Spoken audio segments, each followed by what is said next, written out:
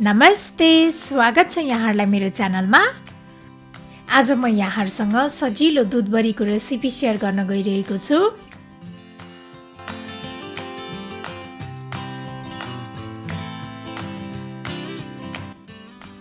दुधबरी बनाउनको लागि मैले प्यानमा राखे आधा लिटर दुध।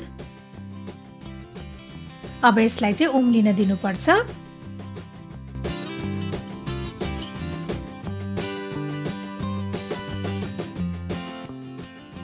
दुध उम्लिसकेको छ। मैले यसमा राखे 1 चम्चा भिनेगर।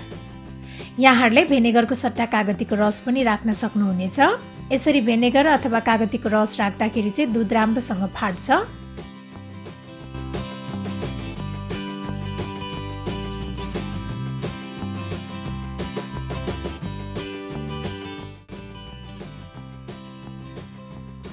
हाम्रो यो दुध राम्रोसँग फाटिसकेको छ। अब यसलाई एकैछिन सेलाउन दिने। त्यसपछि मैले यो छान्नी लिएको छु। छान्नीको माथि चाहिँ मैले एउटा कटनको कपडा राखेँ। अब यो फाटेको दुधलाई चाहिँ मैले यसरी कपडा माथि राखेँ। त्यसपछि अब यसमा रहेको पानी निचार्नुपर्छ। यसमा रहेको पानी निचारिसकेपछि मैले यसलाई फेरि एकपटक चिसो पानीले पखालेर लिएको छु। अब यो पानी सबैलाई निचार्ने। अब यसलाई केहीमा झुन्डाएर आधा घण्टा जति यतिकै राख्नुपर्छ। अब म दुधबरीको लागि चाहिने दुध बनाउन गइरहेको छु। यसको लागि मैले प्यानमा राखेँ 2 कप जति दुध। अब यसलाई राम्रोसँग उमाल्नुपर्छ। यो राम्रोसँग उम्लिसकेको छ। अब यसमा मैले राखेँ आधा चम्चा जति सुकुमेलको धुलो। त्यसपछि मैले 3 चम्चा चिनी राखेँ। चिनी चाहिँ यहाँहरूले आफ्नो स्वाद अनुसार थपघट गर्न सक्नुहुनेछ। त्यसपछि मैले यो केसर राखेँ। यो चाहिँ अप्सनल हो। यसरी केसर राख्दाखेरि चाहिँ दुधमा राम्रो कलर आउँछ। अब ग्यासको फ्लेम चाहिँ सानो बनाएर यो दुधलाई चाहिँ बाक्लो हुने बेलासम्म तताउनुपर्छ।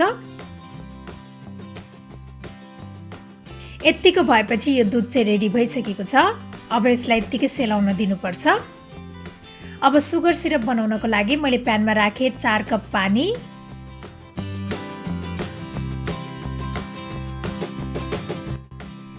त्यस्तै मैले 1.5 कप चिनी राखेँ। त्यस्तै मैले यो 2टा सुकुमेलाई चाहिँ फोडेर राखेको छु। अब यो चिनी पानीलाई राम्रोसँग उम्लिन दिनुपर्छ। सुगर सिरप रेडी हुँदै गर्दा मैले चाहिँ यसलाई कपडाबाट निकालेँ।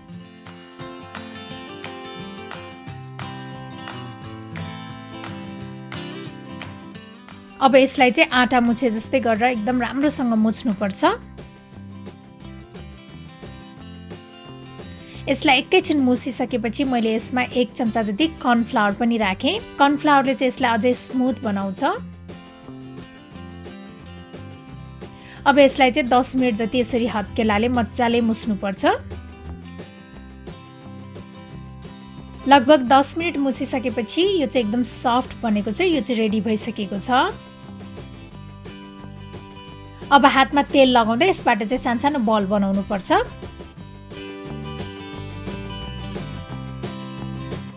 मैले चाहिँ यस्तो चेप्टो लाम्चो खालको बनाएको छु। यहाँहरूले चाहिँ राउन्ड सेपमा पनि बनाउन सक्नुहुनेछ।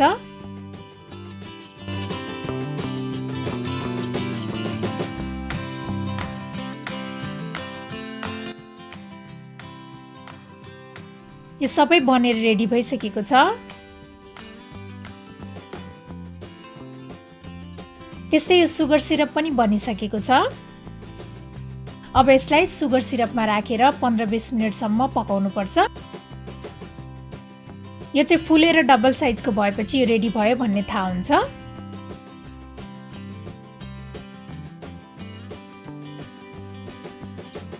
यो चाहिँ मजाले फुलेर डबल साइजको बनेको छ।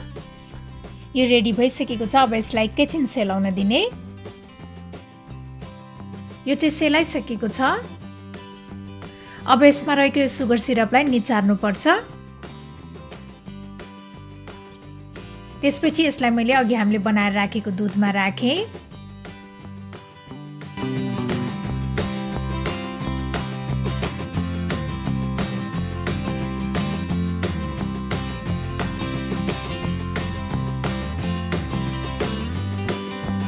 त्यसपछि अब यसलाई गार्निस गर्नको लागि मैले लिएको छु मसिनो पारेर काटेको आल्मोन्ड्स। यहाँहरूले चाहिँ आफूलाई मनपर्ने ड्राई फ्रुट्सले यसलाई गार्निस गर्न सक्नुहुनेछ। दुधबरी चाहिँ चिसो मिठो हुने भएकोले यसलाई चाहिँ 3-4 घण्टासम्म फ्रिजमा राख्नुपर्छ। 3-4 घण्टापछि हाम्रो यो चिसो अनि मिठो दुधबरी चाहिँ खानको लागि रेडी भइसकेको छ। मलाई आशा छ यहाँहरूलाई यो सजिलो अनि मिठो दुधबरी बनाउने रेसिपी पक्कै पनि मन पर्यो होला। र मेरो अरू यस्तै रेसिपीहरूको लागि प्लिज मेरो च्यानललाई सब्स्क्राइब गरिदिनु होला र मेरो भिडियोलाई लाइक, शेयर र कमेन्ट गर्न पनि नभुल्नु होला है। Thank you for watching. Bye by.